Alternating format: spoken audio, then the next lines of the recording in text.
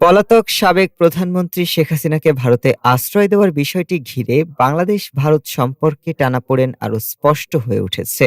সাম্প্রতিক প্রেক্ষাপটে ভারতের পররাষ্ট্র মন্ত্রণালয়ের সর্বদলীয় সংসদীয় কমিটি এ নিয়ে একটি প্রতিবেদন জমা দিয়েছে, যেখানে আশ্রয় দেওয়ার সিদ্ধান্ত সমর্থন করা হলেও ভারতীয় ভূখণ্ডকে রাজনৈতিক কর্মকাণ্ডের মঞ্চ হিসেবে ব্যবহার করতে না দেওয়ার সুপারিশ করা হয়েছে।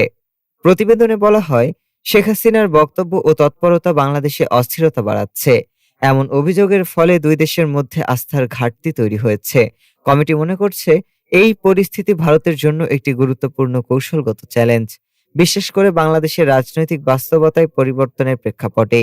ভারতীয় সংসদ সদস্যরা সুপারিশ করেন, বন্ধুপ্রতিম বাংলাদেশের সব রাজনৈতিক, সামাজিক ও সুশীল সমাজের সঙ্গে নিয়মিত যোগাযোগ বজায় রাখতে হবে, যাতে সংলাপ ও আস্থা পুনর্গঠন সম্ভব হয়।